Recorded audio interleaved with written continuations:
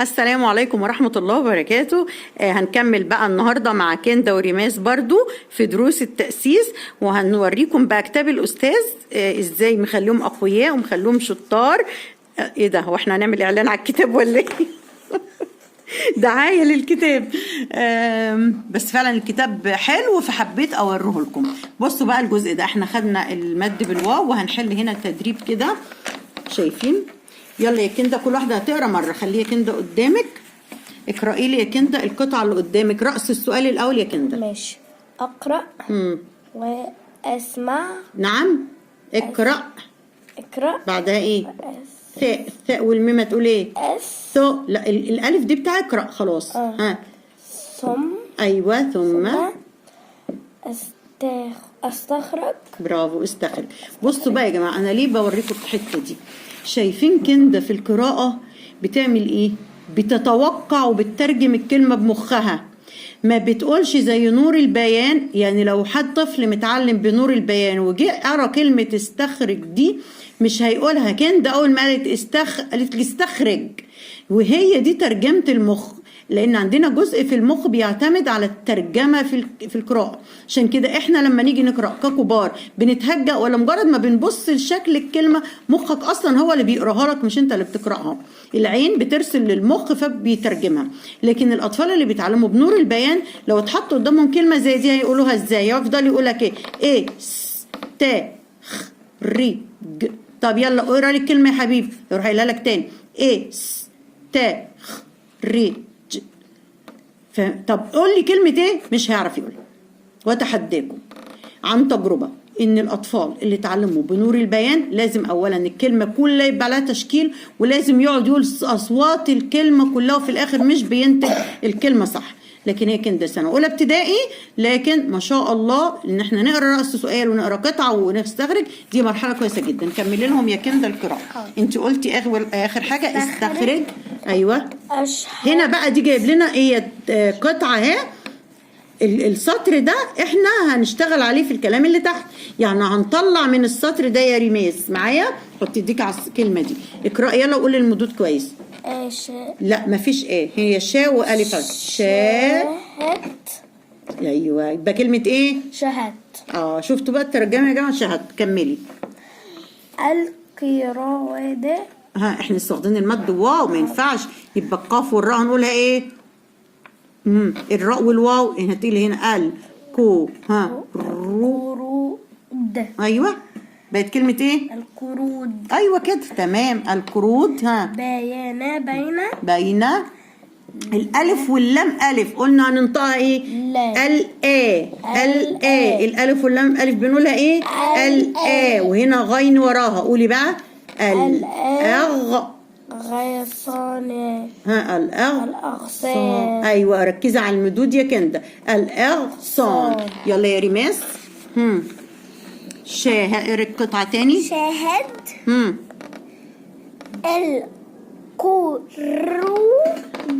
القرود. برافو.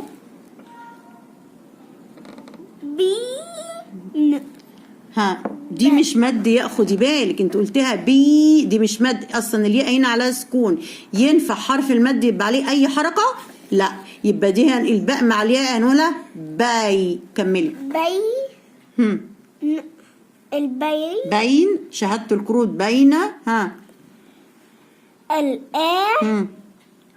غاء دي غين. الأغ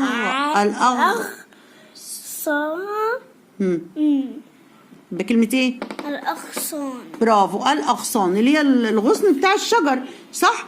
طيب يا كندا هنا رقم 1 عايز مننا ايه؟ عينك هنا يا ريماس. حرف. ضاد. كل الولاد بيتلخبطوا بين الضاد والصاد والطاء والضاد. مضموم. برافو. عايز حرف ايه؟ مضموم.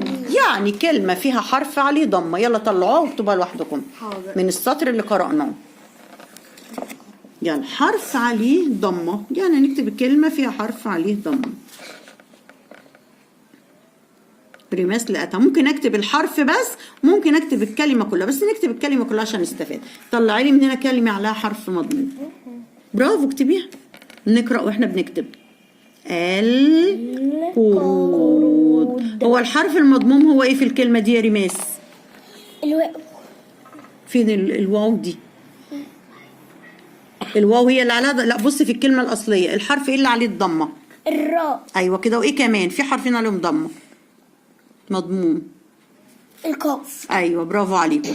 يلا اقرأي انت يا ريماس. رقم فين 2؟ احنا رقم 2 اهي. حط ايديك هنا. حاء رو. ليه الحاء والراء لازم في نفس واحد عشان هنا الراء ساكنة. افتحي الحاء. حاء. حر. ايوه حرف. حرفا. ها قولي الميم مع الفاء عشان ده ساكن ومتحرك. فاء. الميم الاول يا ريماس. مف. برافو مف. تاوي. لا في مد، ده مد. تو. ها حي. حن.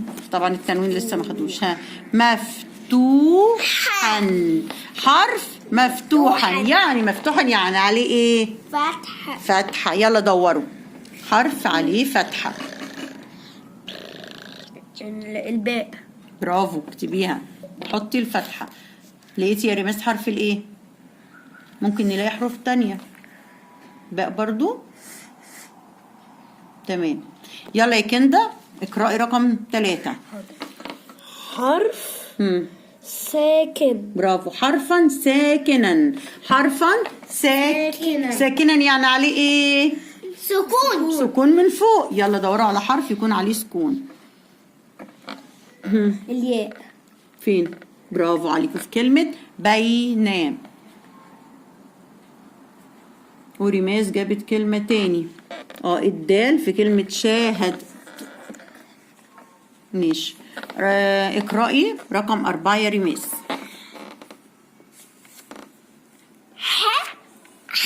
انت ما بتضغطيش على نفسك. حرف. ايوه مد. حرف مد. حرف مد.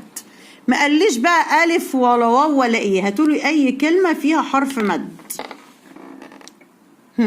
في هنا كلمة فيها مد.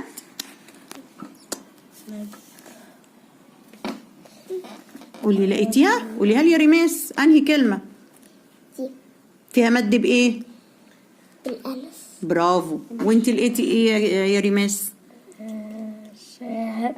برافو. فيها مد بايه؟ ألف. برافو شطار. اكتبها هنا. لا احنا فين حرف مد اهو. وهكذا يا جماعه. ديكوا شايفين بصوا كده. بعد كده هيطلب منهم اهو كلمه بها مد بالالف والحرف الممدود ايه، كلمه بها مد بالواو والحرف الممدود ايه. فالكتاب بصراحه شغال حلو جدا جدا. وهم من كتر ما بيقروا خلاص بعد كده الحاجات المطلوبه دي هتتقري بسرعه جدا معاهم. وكلمه كلمه دي هيشوفوها كتير قوي فعلى طول في اي سؤال كلمه بها كلمه بها. فالتكرار قدامهم هيحسن من مستواهم جدا جدا. هنكمل حصه بقى علشان ما نطولش عليكم. تقولوا لاصحابكم ايه؟ يعملوا لكم ايه بقى على الفيديو؟ ايوه كل حاجه. ايوه اعملوا بقى لايك علشان تشجعوهم عشان هم بيتفرجوا على نفسهم. وقلب هم بيتفرجوا على نفسهم هينبسطوا طبعا لما تعملوا لهم لايكات كتيره. اقول لهم باي باي. السلام عليكم.